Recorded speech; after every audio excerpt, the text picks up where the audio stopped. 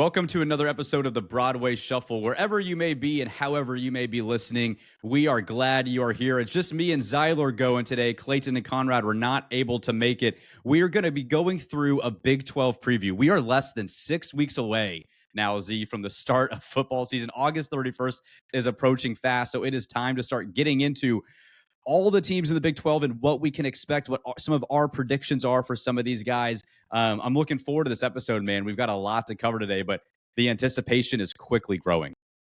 Yeah, I mean, if you're listening to this now, you got 40 days until Tech kicks off. You got 33 days until Kansas State and Iowa State kick off the Big 12 season at 11 Central in Ireland. So about a month away. You're really, really close to everything started. I'm super excited.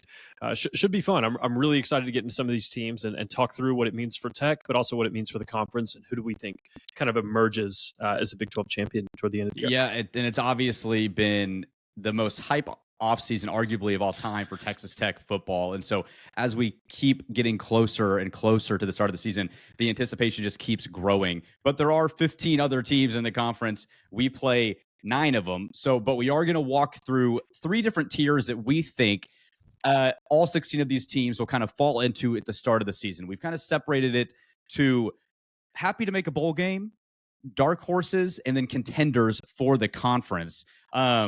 And how we've gone about this, Z, you've been doing a ton of team previews, so you've got a lot of information on these guys. We're going to try to feed you what you need to know about each of these teams, what to expect from them, and then how Texas Tech compares to them and where Texas Tech falls in our tier rankings as well. So let's start, Z, from the happy to make a bowl. So we've got a couple teams in this tier, and the first team I would honestly like to start with, because I'm fascinated by this, and this is not a usual tier they fall into, is Oklahoma State. So what about Oklahoma State this year that we need to know about, and why they will just be hoping to make a bowl game and will not necessarily have Big 12 title aspirations? Yeah, I think we also categorize 2 things on all these teams. It's why they will make the bowl game or why they won't make a bowl game, why they will be a dark horse, why they won't be a dark horse. So I'll talk to you real quick on selling you on Oklahoma State. Why they will, first and foremost, to me, is Gundy. Gundy's done this for so long. He's been so good as a coach for so many years. It's really hard for me to just say, yeah, this team's going to be terrible. He's the longest tenured coach in the Big 12 as far as, seasons in the Big 12 conference. I know Whittingham's up there too, but it's hard for me to bet against Gundy. When you look at a Jimmy's and a Joe's perspective, when I've looked at this roster, they've got some decent talent at safety, at edge, and cornerback. They got a kid named Kyron Duhan from UTEP. He's a legitimate stud. He's a little bit undersized for a defensive end, but he had 7 sacks last year as a true freshman. Really exciting piece that they've added. Michael Diatta on the inside as a defensive tackle is another big breakout candidate.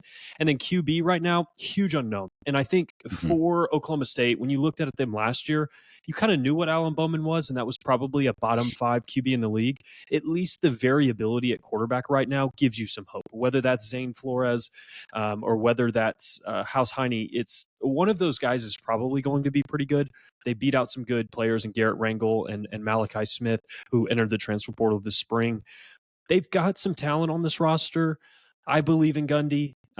I think there's a good chance they make a bowl. It's going to be tough to overcome what they did last year. They were horrifyingly bad last year, but that's kind of my thoughts on the upside there. What are your thoughts, Brennan, on this Oklahoma State team? Hey guys, before we get back to the video, make sure to like and subscribe to our YouTube channel at the Broadway Shuffle. Thank you. Now back to the show. Yeah, I mean, Mike Gundy obviously is the reason this team has been so successful for so long, and he's still at the helm. And it doesn't necessarily feel like he's the kind of guy that's going to just have 2 really bad years in a row, And so you go 3-9 last year, like you mentioned, Alan Bowman, one of the worst quarterbacks in the conference. You came into the year with Ollie Gordon thinking, here's a preseason All-American, Heisman Trophy candidate, and it just did not materialize what they thought it would be. I just have a hard time seeing another 4-8 season, 5-7 from Gundy, and what they bring, what he brings to the locker room each and every year. One of my favorite coaches in the country. So that's why I don't really feel confident in their roster, and particularly the quarterback. We saw a little bit of Zane Flores last year. I mean, they put up a ton of points against us in Stillwater, and there was some potential there, but just a lot of moving pieces here. And it just seems like a transition period, but I do feel like 6-6, 7-5 is doable for this team. Yeah, and if you looked at some of the reasons that they won't, I think the number one reason is also Mike Gundy. He's the reason they may win a lot of games. He's also the reason they may lose a lot of games. He's just he's such a wild card right now. You don't really know what you're going to get. If you want to get into the positional value, offensive tackle is going to be a huge wild card for them. And this is a lesson for a lot of the other teams in the league. Oklahoma State returned all 5 of their starters last year and were horrible running the ball and horrible pass protecting. Moving what you had last year is not always what you have this year. Big lesson for maybe Utah, maybe for Baylor, maybe for Arizona State. It just doesn't always progress. Sometimes it regresses. The other thing, this QB room has exactly 0 completed passes in their college career. There's a chance that they're really, really bad. I think I like to believe in the upside, but there's a world where this group is just not good. They have huge losses on the defensive side. Colin Oliver, Nick Martin, a lot of guys are gone. Some interesting wide receivers that they brought in, but I don't really see the top end upside. And then coordinators. These are guys that you all are familiar with. You've heard their names for a long time. Todd Grantham and Doug Meacham are now coordinating. Meacham on the offensive side and Grantham on the defense. It's been a while since these guys coordinated good defenses and good offenses. That doesn't really give me the warm and fuzzies right now for the Oklahoma State Cowboys. Going to be a wild card team. I think they'll knock off a few folks, but I don't see a super high end season for them this year. This looks like a rebuilding year for the Cowboys. Yeah. Well, let's move to our next team in Arizona Wildcats. Another team that last year came in with a ton of hype. No Fafita, Tito McMillan. Fafita's coming back. Brennan's now back as a second-year head coach. Had a really rough first year. Another kind of year where it just looks like this, 6-6, 7-5, 8-4 maybe, but this team just does not look great on paper. And Texas Tech will not be facing Arizona this year. We did have the key road win against them last year, middle of the season, but no Arizona on the schedule for Texas Tech. But still a team that is feeling disappointing, I think, coming into 2025. Yeah, when we talked about our vibes episode, Arizona has bad vibes right now. But, I will say, if you're going to make the positive case for Arizona, I don't think their coordinators knew what they were doing last year, especially on the offensive side of the ball. I think that the Texas Tech tie here is Seth Doege, probably the most underrated quarterback in Tech history, is going to be coordinating the offense. He comes over from Marshall. I actually think the receivers, like 2 through 4, are better than last year. The RB room's going to be better. They bring in Ismail Mahdi from Texas State, who's going to be good. They got a kid named Kedrick Riscano, who's going to be good. Their secondary should be really good. They bring back a lot of guys. They were really injured last year on the defensive side. And so there are some upside pieces here. I think you don't have to squint too hard to see, maybe this is a 6-6, a 7-5, maybe even an 8-4 team. I actually think there may be some upside here. Why they maybe won't be as good, that tackle room, they've got Ty Buchanan from Texas Tech. He'll be there on this roster this year. And then they got a guy named Tristan Bounds who comes over that I'm just not super excited about yet. Their interior linemen lost 2 really good pieces, and they converted a defensive tackle to the interior offensive line, a guy named Chuba May. I never love to see that. That's never just something where we need to take from other positions to fill our offensive line. That doesn't make me feel super excited. Big question marks for them on both sides in the trenches. That if it goes poorly, it's going to be a long season for them, because I think there is a world where the offensive line's really poor and the defensive line maybe takes a step back. They lost Ty Uiagalelei last year, who was a really good player, but they do bring Trey Smith back. Just a lot of transfer pieces that are maybe low floor, high ceiling prospects. So if they all hit, maybe it'll work, but it's just not a ton of proven production here for this Arizona roster in the trenches that I'm really excited about. Great pronunciation there on the name. Uiagalelei. Is 80% right? You got the gist, but I don't know that it was 100% correct. Yeah. Arizona always has interesting names, a lot of Samoan talent there for the Wildcats. And yeah, it'll be interesting to see if the year goes really poorly for them, if Brent Brennan's around after year 2. I feel like you would be moving on from him if another 4-8 campaign comes up. So that'll be interesting to watch too. Both Brennan and Gundy, I think, are on the warmest seats this season. I just think some of the teams that are in this tier down here that are lower, it's just the rest of the guys are going to get a couple mulligans. Rich Rod at West Virginia, Willie Fritz at Houston, still building. They're not going to fire Scott Frost after 1 year. There's just not as many guys that I think have nearly as hot of a seat as Gundy and Brennan right now. If you had to bet on a coach to get fired, it would probably be one of those guys. Yeah, agreed. All right, well, speaking of Scott Frost, let's go to UCF. Why they will make a bowl game. Another weird transitional year, first-year head coach. Scott Frost coming back, left to go to Nebraska, back at UCF. Why will they make a bowl game? Why won't they make a bowl game? This is another team similar to West Virginia. They brought in a ton of pieces. So this roster is going to look Really, really different. Now, it's not as stark as the West Virginia thing. They brought in 50+ players, I think. UCF, maybe why they will. This defensive line is actually going to be really good. I think the edge room is probably a top 3 room in the conference. If you don't know their name, Sincere Edwards comes in from Pitt, was a really good true freshman for them last year. Nigel Kelly turns down the portal to come back to UCF, probably a top 5 defensive end last year. Malachi Lawrence is another really good player. And then they've got borderline 5-star John Walker, who missed all of last year on the interior, is going to be back on the defensive line. They've got really good talent here. It's right on par with Tech's talent on the defensive line. Should be a really good room. Now, you did take Lee Hunter from them. They would have been a lot better if they had him. And then their running back room, I think Miles Montgomery and Jaden Nixon are both going to be really good backs. They're going to drop off a little bit after RJ Harvey leaves, but it's still going to be a good room. They've got a quarterback battle between Taven Jackson, Cam Fancher, and a guy named Ja'Cory Brown. I think Taven Jackson likes to get it, the Indiana transfer. He's got dual threat ability, sub 60% completion last year, so not super exciting, but it was on really limited reps. He's once again similar to Oklahoma State, just low floor, maybe lower ceiling, but it could definitely work out. The upside's probably a top 8 quarterback in the conference, which if that turns out, I think they'll make a bowl game. Once again, though, just so much unknown about this quarterback room, and that's going to be a battle that goes all the way into fall camp. They still say it's a 3-headed race between those 3 guys. Yep, and you get them on November 15th on Saturday in Lubbock, so you will be facing UCF. Feels like a must-win for Texas Tech if you want to be playing in Arlington and can't afford to lose that game late in the season in November. So will be an exciting matchup we'll get to in a couple months as well, too. Okay, Willie Fritz at Houston. This is a team that, I think they could surprise some people. Willie is a great coach, has had great success coming into his second year at Houston. Connor Wigman is now in the fold at quarterback. Which I'll ask you, your thoughts on Weigman? He's just he's somebody that us being in Texas, we've seen a lot of him at A&M. What do you think of Weigman? You never know, dude. With the pressure, when you are such a hype recruit and you're going to a school like A&M, Texas bred, going in with the expectations you have, sometimes it's hard as a teenager just to live up to that pressure. We saw that some with Micah Hudson last year, fresh, coming in, 5-star recruit, the expectations, and you just aren't necessarily ready yet. And sometimes a change of scenery is the best thing to do. I think in a lesser conference with not as good defenses, with more variability at the quarterback position, I think he could have success. Do I think he's a top 5 quarterback in the conference? No. But do I feel that Houston can have success with him as their starting quarterback? Yes. And so I'm not as low on him, I think, as most people are coming from A&M, because I think the situation is good for him. It's low risk. You're not expected to win a conference title. You're not expected to go to the playoffs like he was at A&M.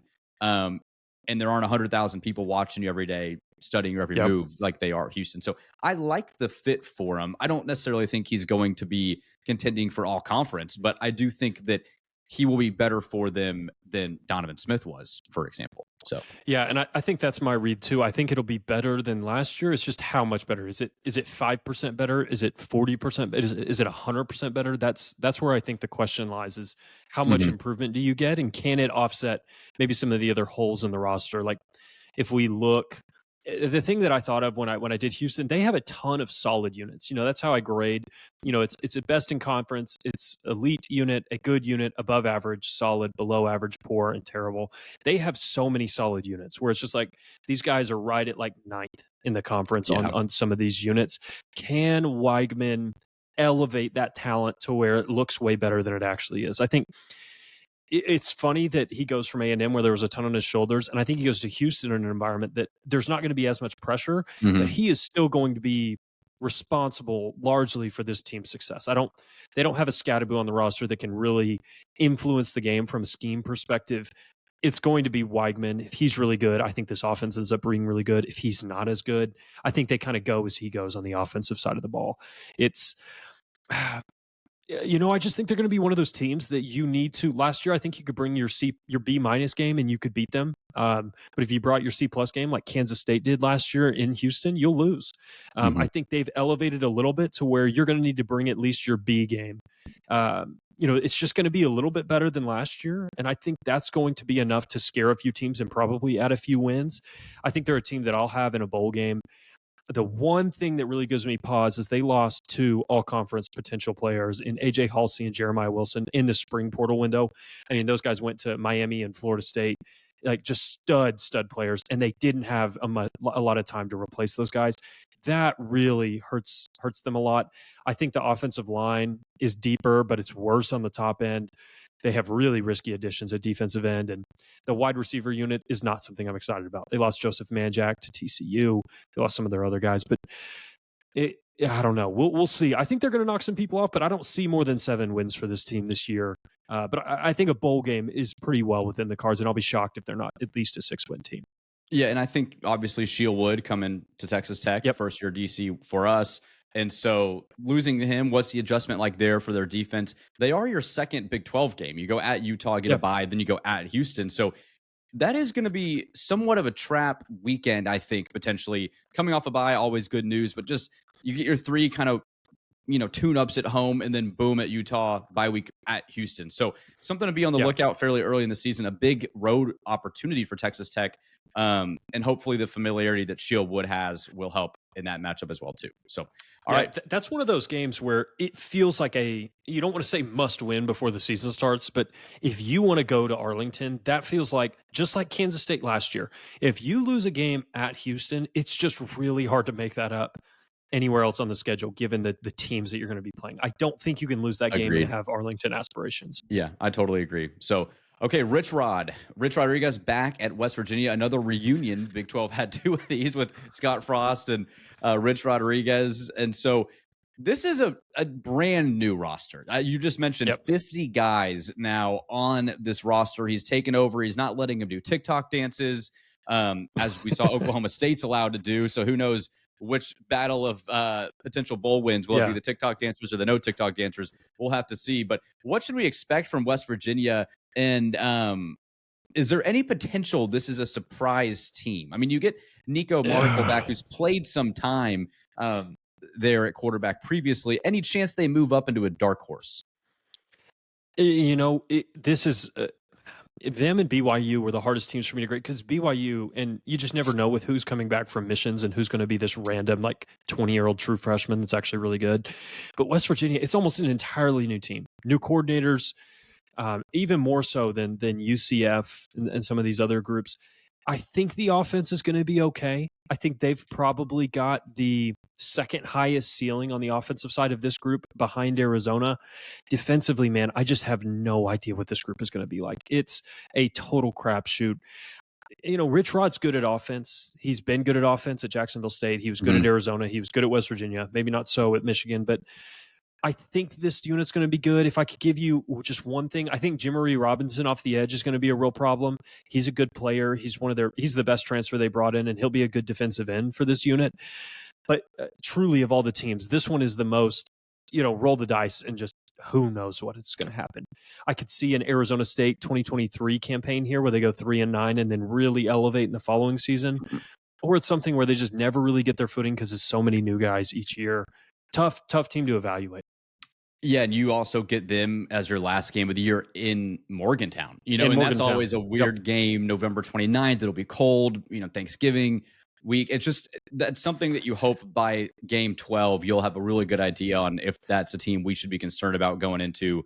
But another must-win road game. Again, it's funny, we talk about what game isn't a must-win? We're saying you got to win all these games. Well, but a lot of them on the road against teams that are lesser than with some of your harder road games at Kansas State, at Utah, you need to be able to beat teams like this that would be happy to make a bowl game. So, I am interested to watch them, though. I like the Rich Rodriguez story. I do. I'm intrigued by it. I like Rich Rod more long-term than I think I like Scott Frost, but I know I keep going back and forth on that. I can't decide. I can't decide which program has a better base. It's a weird situation to evaluate those 2 new head coaches this year. Sure. Who of this group? So, we've talked about West Virginia, we've talked about Arizona, UCF, Houston, Oklahoma State. Who of this group do you think is the most likely to kind of advance out of this tier of hoping to make a bowl game into maybe dark horse or title contender? Which team is speaking to you right now, Brennan? Who's going to make it? Man, I'm feeling this. I'm feeling it. I'm feeling the Willie Fritz train. I don't know why necessarily, without looking at their schedule. And let me pull up their schedule real quick, because I might just be so off base here. But I mean, they get a fairly good. They go at Oklahoma, Or that was last year. That was last year. That was last year. What the hell? Let's look at the new schedule. Here we go. Okay. So, I mean, they also get Oregon State on the calendar as well, but they get Oklahoma State, Arizona, West Virginia, UCF. Those to me, and those are a lot of teams we just mentioned. I feel like they could make some noise in that. They also get Colorado at home on a Friday night, and I think they could beat Colorado at home. So, they get TCU and Baylor to end the year, which would be tough. TCU at home, Baylor on the road, but their schedule. I mean, they don't play Kansas State. They don't play Kansas. I mean, there's a lot of potential value here on their schedule that I could see them getting to 8 wins, which might not be contender, but that's a dark horse. Just moving them up a tier. So I would go Houston. I mean, you think about it, like if they just beat SFA and Rice, and then they can beat Oregon State if they can do that. I know that'll be a tough game. They get all 4 of the other teams that are in this tier. They get West Virginia, they get UCF, they get Arizona, and they get Oklahoma State. If you're head and shoulders above those 14, you're looking at 7 wins right there. And then you got Tech coming to town, you got Colorado coming to town, you go to Arizona State, and then you have TCU at your place, who you beat last year. This team to me, I think, is the clear. If it's not Arizona, it's definitely Houston on who I believe has the best chance to really take a leap. Like we said, if Weigman ends up being good, they've got a chance here. The schedule really, really works out for them this season. Agreed. Well, let's get to those dark horses. This group is interesting, man. This is where the Big 12 kind of shows its depth. So we had 5 teams in that happy to make a bowl. We've got 11 in the dark horse and contender. And you could make a case that any of these dark horses could be in the contender list as well, too. Let's start with Colorado. Let's start with Dion. We can talk about Dion since Conrad's not on the show.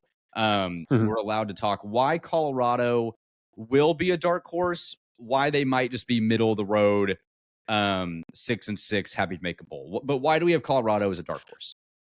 Yeah, I think the thing that to me, when I wrote about Colorado, there's 3 super key positions in football. Now, all of them are important. You got to have a good kicker. You got to have good punt, all that stuff. But defensive end, offensive tackle, and quarterback, do you have good answers at those spots? If you don't have a good answer at even one of those spots, it can be really, really tricky for you.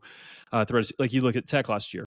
I thought you had a decent answer at quarterback. You had an okay answer at offensive tackle. You had no answer at the defensive end position, and it really hurt you all season, that lack of a pass rush. I think Colorado has clear, at least potential answers at all 3 of those spots. They brought in Caden Salter from Liberty, and then they brought in a 5-star freshman, Julian Lewis. So they've got at least 2 shots at having a good quarterback here. Their defensive end group, I think it's UCF, and it's Texas Tech, Colorado, and UCF. That's who I think have the best defensive end rooms in the conference. They've still got really good talent there. I know they lost BJ Green, but good room there. A lot of good athletes, a lot of good pass rushers, and they brought in some really high upside transfers on the interior of the defensive line. I don't think all of them are going to hit, but I don't think all of them are going to miss either.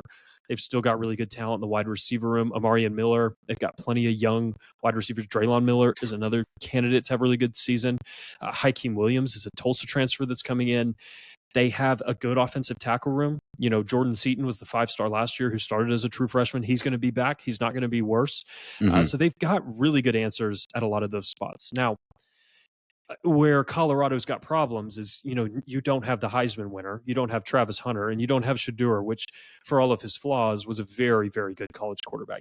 Above 70% completion percentage, right? Really, really good elusiveness in the pocket. What is Salter? Is he 90% of that? Is he 80% of that? Does he somehow exceed it? I mean, he's got a dual threat ability that I think helps, but he's not as good of a passer.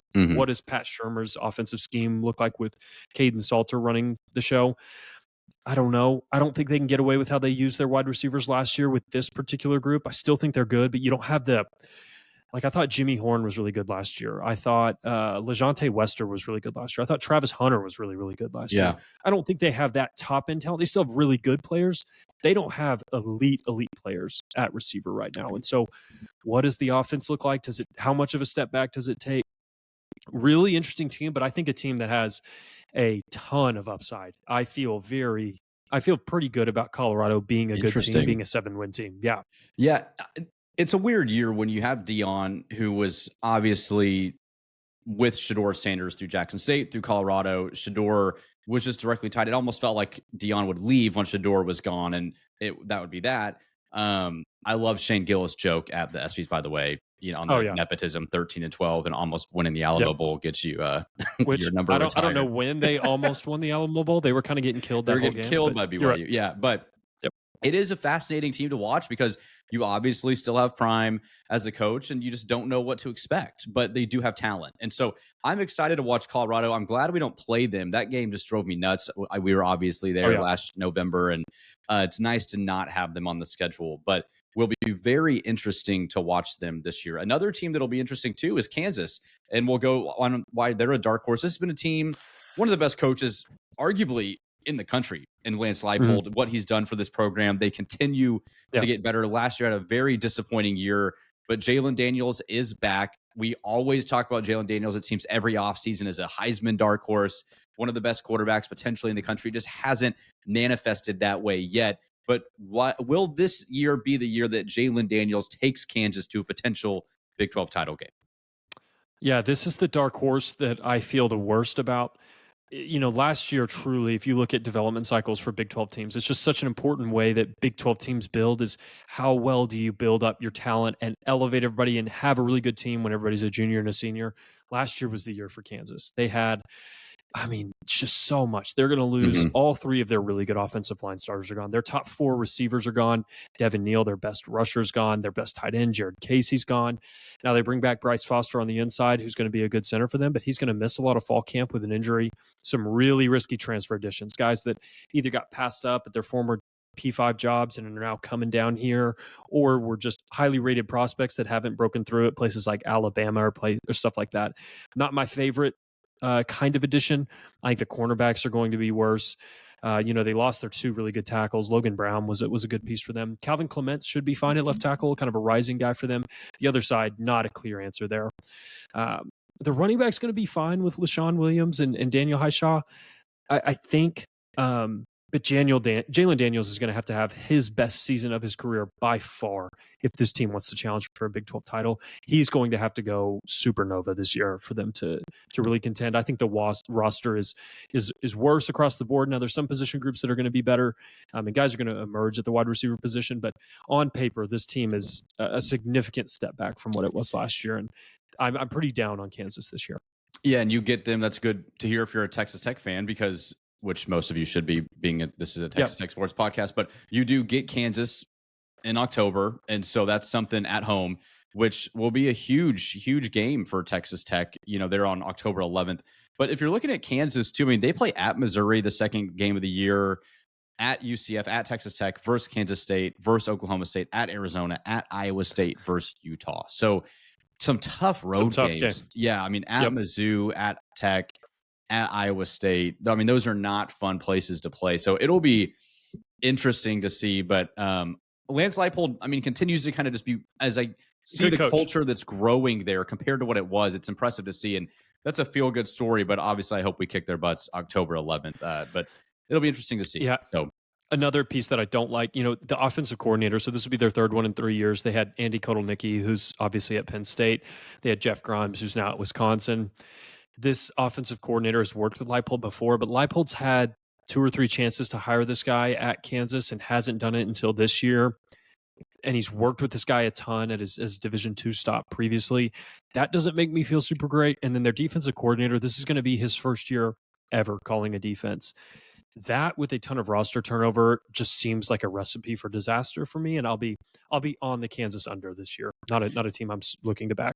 Yeah, and if you're looking at Texas Tech's schedule too, that we talked about at Utah, at Houston, then Kansas is your first Big 12 home game there on the 11th. So that's something that that's a game you, again, need to take care of. Hopefully coming off 2 road games. But, a team like Kansas that you should be favored by at home will be a must-win in Lubbock for Texas Tech. So, okay, let's get to a team that has had one of the weirdest off seasons in recent memory, coming off an 11-win season, and that's BYU. Here as a dark horse, I would have just thought if they had a normal offseason, you probably would have kept them in contender. Any team that wins 11 games and returns a starting quarterback, you usually just kind of keep them in that contender role. But Z, you're not very high. You were never really that high on Jake Retzlaff. He chose to leave BYU, and so they're coming into the fall camp with a quarterback battle. This team really a lot of question marks and not really sure what to make of BYU. Why do they kind of fall in that dark horse and not contender tier for us? Yeah, I think I'm going to move them up a little bit because of Retzlaff being gone. I think the ceiling's just so much higher with one of those other quarterbacks. And I know he quarterbacked an 11-win team, but this was really a group built on the defense. Uh, I like Kalani Sitake, great coach. They've got really smart coordinators. I think the world of Jay Hill on the defensive side of the ball. It's just, when I look at this team, this defensive line is almost entirely rebuilt, and the guys that they were counting on to kind of be the next men up both got sniped by SEC programs kind of in the offseason. And so they actually go to other Big 12 programs. They sniped Keanu Tanuvasa from Utah and then Justin Kirkland from Oklahoma State. But they lost both their starting tackles. Their edge position is going to be way worse. They lost Blake Mengelson. They lost two really good cornerbacks. They lost Tyler Batty. They just have huge losses everywhere. Crew Walkley as safety is gone. They lost, I got to remember some of the other guys. They're one of their leading receivers last year behind Chase Roberts. There's just a lot of losses this year that I don't see super clear replacements for. Now, once again, I'll caveat this. BYU is the hardest. They're one of the hardest groups to project every year because you don't know what you have till a lot of those guys get back from their 2-year missions. It's like adding, redshirt sophomores to your roster at like every single position, and you've just got no idea whether those guys have developed. That's what happened last year. You had some really good pieces that emerged last year, and another hard. They're a little bit like BYU, and then I won't really be shocked either way if they finish, hoping to make a bowl game or if they're in the title contender tier. They're hard to me, but I think I'll be betting against BYU this year. They've got a good interior O-line, and they have some good core pieces. I don't think the ceiling on the defense is nearly as high, and I think the offense takes a step back this year. That, to me, is not going to be enough for them to be a contender. So the more you talk, and Texas Tech obviously gets BYU November 8th. So we've now kind of gone through some of these teams that are on your schedule. Kansas, not too high on. That's a home game. BYU, potentially not too high on. That's a home game. Those are games that if you're a Texas Tech fan and you're looking at, man, like I hope, we don't fall into one of those, that you should feel pretty good about comparing rosters on paper. Again, when the ball is snapped, things change. But July 21st on paper, Texas Tech needs to be feeling pretty good about that Big 12 home slate so far. So, yeah, and if you think back to BYU last year, they were projected right down there with Arizona State. Everybody forgets about that turnaround, but I think they were picked like 14th or 13th, and they finished the season as the highest rated team in the Big 12 in SP+. And they almost beat Arizona State on the road, too. That was kind of game. That was the game that would have decided a lot, who's going to the playoffs. So they would have gone and they would have played. I think they would have ended up playing Colorado. I don't remember how the tiebreaker would have worked, but if Arizona State wasn't in there, it was going to change a lot. It would have been Colorado, BYU, and TCU maybe. Well, BYU would have made it automatically. It would have been in between Colorado and Iowa State, and I don't know who would have won that tiebreaker. Yeah. It was crazy last year. Even we thought we had a chance in November, late November. But they caught that Hail Mary at the 2-yard line. I mean, they were this close to us thinking about BYU as a playoff team last year, and Arizona State is a team that went to the Cotton Bowl. Yeah. So it's wild. Just a couple yards changed everything. So tough team to read. I won't be shocked, and I think really highly of this staff. So that's why I think the floor is pretty high. It's going to be hard for me to ever see them being really bad in the Big 12 anymore, especially the way they're recruiting. But interesting team. Yeah. So a team that's not on your schedule this year that you did beat at home last year, Cincinnati, a team that also no one's really talking about. And that can be a good thing sometimes compared to Texas Tech that everyone's talking about, or Colorado. Cincinnati is just kind of flying under the radar. They're returning Brendan Sorsby. They had a really poor wide receiver core last year. Why Cincinnati here on the dark horse level? And do you feel like they could potentially make a run to that contender? I think they can. I think Cincinnati's got a shot. They were pretty unfortunate in some of their one-score games last year.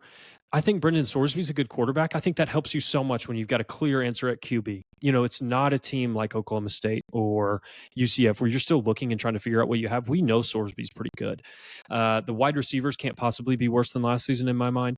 That group was terrible last year, and they've got a really good left tackle in Joe Cotton that comes over for them. The RB room with Tawi Walker is going to be really, really good. The linebacker room is going to be really good. And you forget last year, they lost Jalen Hunt and Micah Coleman for the entire season in fall camp. Mhm. Both those are going to be back, and both those guys were projected to be starters. That's a huge boost for them, and it'll be their second year in that kind of weird Iowa State defensive scheme. They hired a guy from their staff for last season. It didn't always work last year. I think they'll get a little bit better this year. Things to go against Cincinnati. Scott Satterfield, I don't really think too highly of him as a coach. Offensive line, they lose almost everybody. 4 or 5 starters are gone. The receiver additions, I think it's going to be better than last year. I don't think it's going to be that much better than this year or last year. And some of their additions on the defensive side of the ball, I don't love. I hate seeing guys that, like, you played at Virginia Tech and your snaps went down compared to the prior year, and now you're at Cincinnati. Like, that doesn't make me feel good when that's not injury related. So, some definite warts on this roster, but I think if Sorsby really blows up and they get a little bit more from the defense, they've got a shot to knock some teams off and be in a lot of games in the fourth quarter. Yeah, they're another team that you just don't know. It just feels like that's the Big 12 in a nutshell. You really don't know. You kind of get a lot of these teams that you wouldn't be shocked, like last year, Arizona State and BYU, and that could happen again this year. But we do feel pretty good about some of these contenders and their opportunity to play in Arlington and make the playoff. And I wanted to start, as we move from our dark horses to our contenders, with the team that did accomplish that last year, and that's Arizona State. And so you lose Cam Scadaboo, you return Sam Leavitt, but pretty much other than Cam Scadaboo, not outside of Leavitt, you return a ton of talent that they had too. So what is it about Arizona State that makes you feel confident they'll be back playing in Arlington and for a college football playoff spot, and why may they regress in 2025? It's a really good question. Arizona State and to an extent Baylor bring back a huge portion of their roster. I think Arizona State, they're missing 3 starters from their defense last year, and they're missing Scadaboo in their center and then a bunch of mid receivers from their offense last year.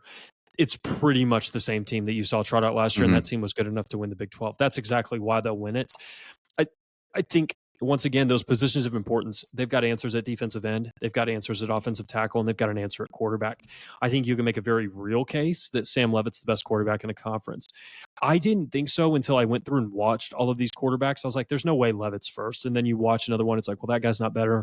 Well, this guy's not better. Well, this guy's not better. And it's just, you get to the end of it, and it's like, well, I think Leavitt is the best quarterback in the conference. Yeah.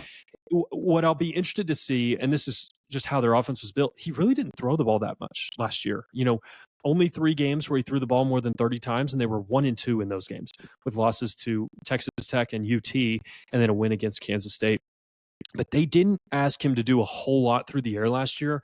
What does it look like this year, where I think their running back room with Kyson Brown and Kanye Udo is going to be good? I don't think it'll be as good as last year, but it's going to be good. Top half of the conference, if not, top 75th or 75th percentile. What does it look like when Leavitt's asked to be the focal point? I think that's the big question for him this year. Can he be a really accurate passer? Can he make all the right reads? He's going to have a lot of pressure on him this year. I think Dillingham's going to do a great job preparing him. It's whether he's ready.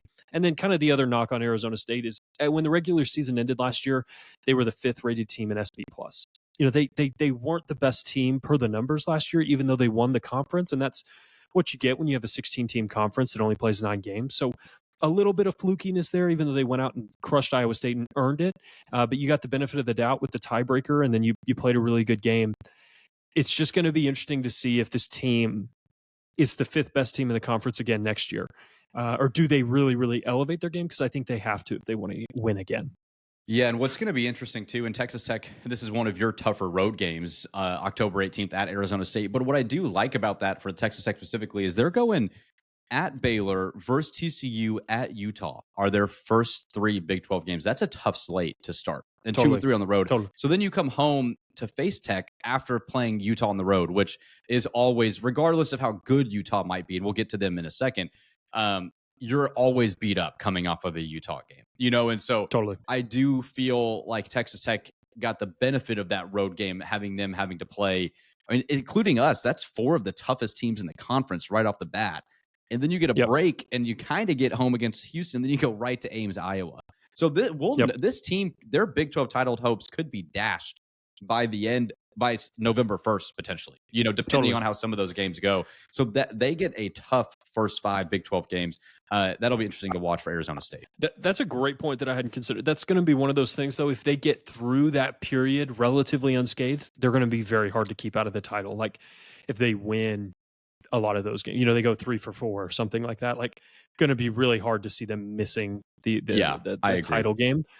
But similar to our next team that we'll talk about, Baylor, very front-loaded portion of the schedule. They're the other team that I think has a really strong contender for best QB in the conference, and Sawyer Robertson. They're just like Arizona State. They return just a ton of people. They won't bring back their right tackle. They'll be missing some receivers and some defensive backs and some holes on the interior of the defensive line. So they lose more, but they've got good skill talent, man. Josh Cameron crushed you last year. Mm-hmm.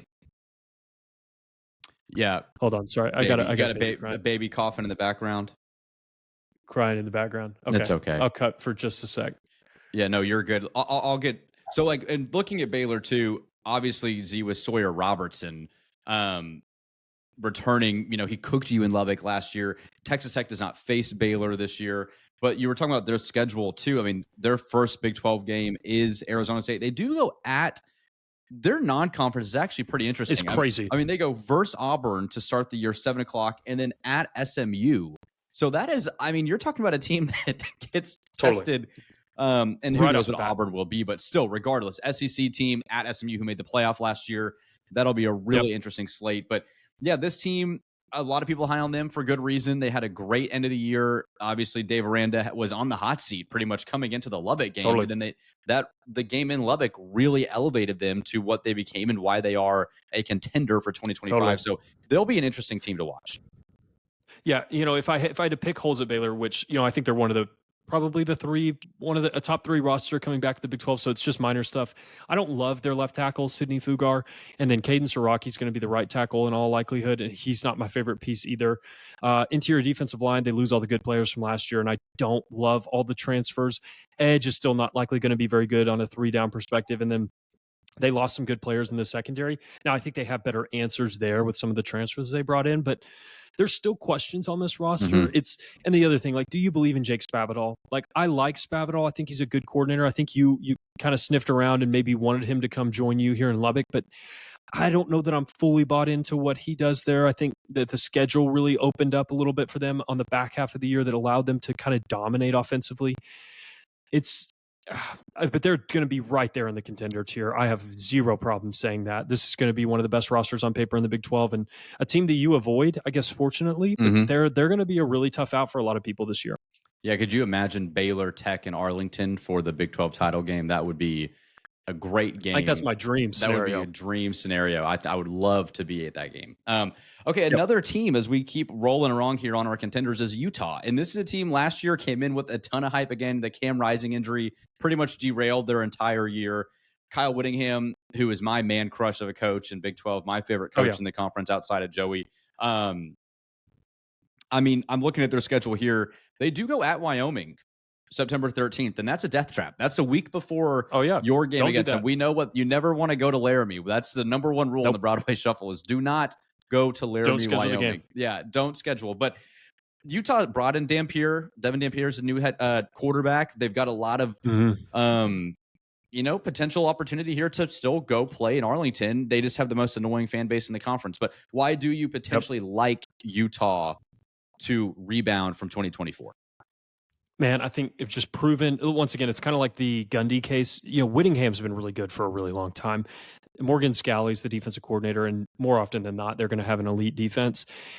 Dampier is going to be, this is a similar situation to Houston, where even if he's not that good, he's going to be better than what they had last year in Isaac Wilson. He's a 57% completion guy, which is not very good, but he is an elite athlete. Very good at scrambling in the pocket, very hard to sack, really, really good runner in the run option and the RPO, just a very dangerous player there. And then I think their biggest strength, they've got the best offensive tackle room in the conference by a mile. There's nobody else that's even close. Both these guys are projected first rounders, Caleb Lamu and Spencer Fano. It's not even close. They're exceptionally good players. The other thing is they should have some regression this year. They were horribly unlucky last year with injuries and a lot of other pieces. They just had a lot of stuff going on that didn't play in their favor last season. Tao Johnson and Smith Soden are also going to be some of the best defensive backs in the conference. I expect this to be a good defense again. Now, cases for why they won't. I don't think the receiver room's upgraded really at all from last year. And I think the defense takes a step back. They lost a ton of pieces on the inside and on the edge. They lost some of their cornerbacks. The cornerback room is almost completely rebuilt, and they really only bring one contributor back on the edge, and it's Logan Fano. And they brought in only 2 transfers that I think are going to be contributors for them. It's a lot of projection and development that you're banking on if you're Utah from a talent perspective, which they've done. It's just hard to see it right now. Like on paper, that defensive roster is worse than several teams in the Big, 6 or 7 teams in the Big 12. Now, I don't think they'll finish there. I think it should probably be another top 5 defense in the conference, but it doesn't look that way on paper now, and you're betting on them being improved. And then Dampier. If Dampier kind of stinks, it's just not going to be good enough, I think, with what kind of step back you're expecting the defense to take. I don't think if he's just kind of better than last year, it's not going to be enough. Yeah, and that's your first road game. That's your first Big 12 game and road game for Texas Tech, so that'll be interesting as well. Yep. That's a game that I'm nervous for that game. That's kind of like a you could get punched in the mouth type game going at Utah, and it's a tough crowd. So totally. We'll see. That's a game to definitely keep an eye out on for sure. Let's get to Iowa State. And if you are wondering, am I listening to a Texas Tech sports podcast? I've noticed Texas Tech has not been mentioned yet, and I'm 45 minutes into listening to you guys. We're going to get there. We wanted to save Texas Tech for last, but let's get to Iowa State and why they are a contender again. Lost to Arizona State in the conference game last December, but why will Iowa State be back in Arlington potentially in 2025? Man, I think continuity is another thing that's really important. Both their coordinators have been here for 5+ years. They bring back an all Big 12 cornerback, which is really helpful. They'll bring back who I think is probably the best linebacker in the conference. If it's not Rodriguez or Austin Romaine and Caleb Bacon, he got injured in the Iowa game last year, so you didn't really see him if you watched Iowa State last year. A really good running back room. I believe him back. I know he's sub 60% completion, which is kind of a big red flag for me, but I think he's just such a gamer. If you had to pick reasons for them not to do it, they lost 2 second-round NFL draft picks in Jalen Noel and Jaden Higgins. I don't think they brought in many big transfer additions that are going to be game changers. And I think the offensive line is going to be below average again.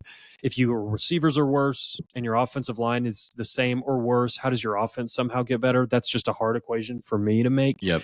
I think they're still going to be good, though. Benjamin Brahmer comes back at tight end after missing a lot of the season. They've got some pieces here. I don't know that this is an elite title contender, but I think they've got a shot, and it should be another good team. Yeah, and I agree completely on Rocco Becht and Matt Campbell, another great coach in the conference. As we're talking through this, I'm just thinking like, man, there's a lot of good coaches in this conference. I think so too. And a lot of guys that are developing coaches and have built programs, Lance Leipold, Matt Campbell. It's just a really interesting conference. It gets overlooked, obviously, with the Big Ten and SEC, but a lot of solid coaching in the Big 12. And another guy, too, that I think is going to be interesting for Iowa State, or at least, what I think another game I think is going to be interesting for Iowa State, looking at their schedule, is that first game of the year against Kansas State in Ireland, which is not technically a Big 12 game, but just what a weird way to start your year. Yeah. They're, like you mentioned at the beginning of the show, early August game. It'll be a lot of fun to watch. So let's get to Kansas State and Goldilocks and Avery Johnson, a team that Texas Tech does have to go on the road to in November at Manhattan, Kansas. This team kind of seems primed. Like, I feel like a lot of people feel like Kansas State might be one of the safest bets to make to go to Arlington. Why Kansas State, Z, as a contender this year in the Big 12? Yeah, and I want to correct myself on something I said last episode. This Kansas State versus Iowa State game is actually a conference game. I thought it was just a random non-conference game they threw on, but it is the start of Big 12 play. The first game of the college football season will be a Big 12 game. It is a Big 12. Somebody's going to be... Did they change that? I was completely wrong. Because I heard that was just I think what I got confused with was Kansas State playing Arizona this year. That is, in fact, a non-conference game, but this one is so not. Kansas State at Arizona week 4 is a non-conference game, but the first game of the year in Ireland against Iowa State is a conference game. When it was first reported, I thought it was reported, and I might be wrong, but I thought it was reported that was a non-conference game. So that's interesting. So good fact check. I stand corrected. I was the one that was saying that. I think the case for Kansas State's pretty easy to make. Avery Johnson can be one of the best quarterbacks in the conference. The defensive line remains largely intact, even though they lost their sack leader in Brendan Mott. They were one of the best teams in the conference last year. If you look at SP+, them or BYU. depending on how you looked at things and when the cutoff was. And it's probably the best tight end room in the conference. They've got a really good linebacker in Austin Romaine. They're going to be good on defense, despite a lot of losses in the secondary and at cornerback. If you want to bet against Kansas State, here's what I would be pointing at. It's they lost 2 really good tackles last year. Carver Willis exits. Their starting left tackle this year is a guy named George Fitzpatrick, which they seem really high on, but he only played special teams last year for Ohio State. You just have no idea what you're going to get out of that. They lose 4 of their 5 starters in the secondary. VJ Payne's a good one to come back at safety, but he's the only one returning. And then the receivers outside of Jace Brown, maybe you like Jaron Tibbs, but it's the other starter is going to be Jerron Bradley from Boston College via Texas Tech. And he had like 85 yards last year for Boston College. It's like, oh, dude, is that really your third best receiver? So I don't know that they did Avery Johnson a ton of favors on the wide receiver development side. But once again, I mean, Kleeman's been really good. This is a team they were consistent last year. And if Johnson takes another big step as a passer, they're going to be a really good team.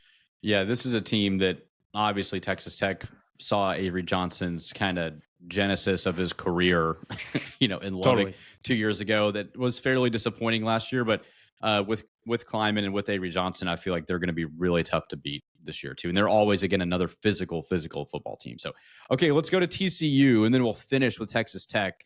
Give our main subscriber base what they've been waiting for. But TCU not on Texas Tech's schedule. To the frustration, and what kind of peeved me was not seeing them on our schedule. But no TCU for Texas Tech this year.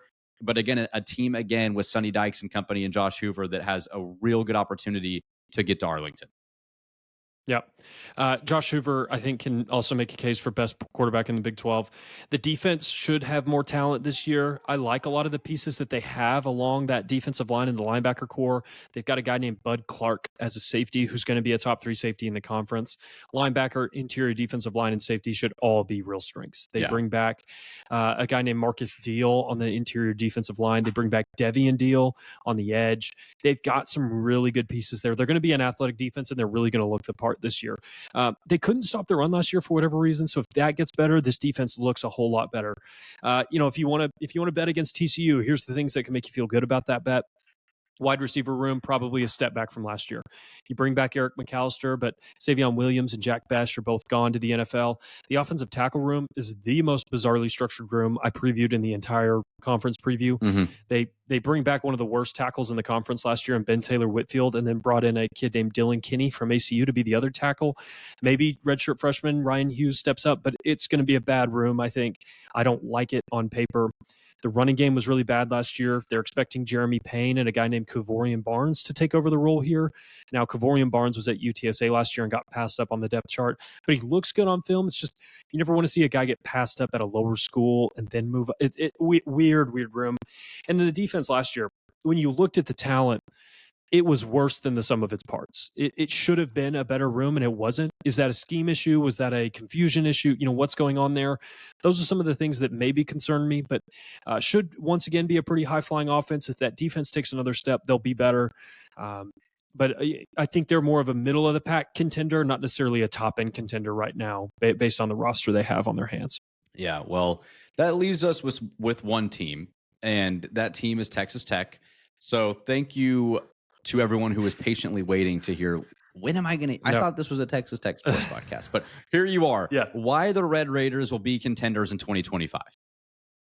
Yeah, Brennan, you tell me why the Red Raiders are going to be contenders in 2025. I've been yapping the whole time. Oh, man. You tell the listeners why Put they me on the spot, Z. I know nothing about this team. No, I mean, obviously, this team is coming in with a lot of hype. And a lot of national hype, and rightfully so. You brought in a ton of talent. As you mentioned earlier in the show, your defensive line with Lee Hunter, Romello Height, Sky Giller-Howard. I mean, there's a ton of guys, David Bailey, that, will make this defensive line and defensive front one of the best in the conference, potentially one of the top in the country. Edge is going to be very good with them again, too. And with Shield Wood coming in, I honestly like the fact that you have a new coordinator coming in with a bunch of new talent as well. Like, it would have kind of felt if you had, DeRuiter, a returning coordinator, like kind of molding these guys into a culture fit. I like the fact that it's a new DC, a bunch of new guys up front, and they get to learn together and kind of come up with a scheme and a game plan together to all be on the same page from day one. And I think that's going to benefit this team huge. I do think that mentioning Shieldwood, your two new coordinators will be interesting to see. It is always a curious kind of game early on. How does Mac Leftwich game plan his offense? How does Shieldwood game plan his defense? Does the scheme fit the talent? What does that look like? But man, I mean, this is the most talented roster you've ever had. You're returning key players at each position in Baron Morton, Coy Aiken, Caleb Douglas, to name a few, on the offensive side of the ball. And it just seems like there's a good mesh of leadership and new talent coming in at the right time with Joey McGuire leading the charge. I feel really good on an unbiased level about what I'm looking at on paper. Again, as we mentioned, the game is not played on paper. Texas Tech will still have to go execute. They do have tough road games at Kansas State, at Utah, depending on West Virginia, at Morgantown to end the year. But I feel good. I mean, I don't think this is going to be when I was reading an article about the best and worst case scenario for the Big 12, and it said Texas Tech's worst case 8-4. And I kind of feel that way. Like, I could see how you could drop a couple games you shouldn't drop, but man, there's too much talent on this roster, and the schedule is fairly favorable, I think, especially based off this preview and what we've learned, where I could see 9-3, 10-2 pretty easily, and you should be competing for a chance to compete for a Big 12 championship into November, which you really have not had the opportunity to do in a long time. I know the Colorado game last year could have swayed some things, but you really weren't ahead of the tiebreaker. I do feel like Texas Tech will be in that position in 2025. Brennan, I think you covered all that remarkably well. I don't know that I'd add anything outside of maybe the conversation around quarterback. I think, and we've talked about it ad nauseum, is can Barron elevate again? Can he be better than what he was last year and the year before? You just, because otherwise I think you're really banking on the defense and the talent at a lot of your positions to beat and overwhelm teams that way. What does it look like when you're down 4 with 4.5 minutes left in the game? Can Barron go down there and win you a game with a game-winning drive? And I know people will point to Iowa State as him being able to do that, and I think there's something to be said for that. But I just don't know that we've seen that consistently enough for me to think, oh, we're down 4 with 3.5 minutes left. I've got no worries at all. And there were teams like with Pat, when you had Pat, or when you had, and that's an unfair comparison, but there's plenty of guys that I watch in this conference or watch in this league where I see them get the ball back and I'm like, well, it's over. They're just going to go down there and they're going to make the play. Like, I think of Rocco Becht against UCF when they got the ball back and had to drive the length of the field to win the game. Like, it never felt like UCF was going to win that game. Right. And maybe it's just me being a Tech fan. I just want to be confident in Barron doing that, and I think he's capable of doing that. It's just we need to see it on the field first. That's the one piece I'd say as a Tech fan where maybe you're not as confident.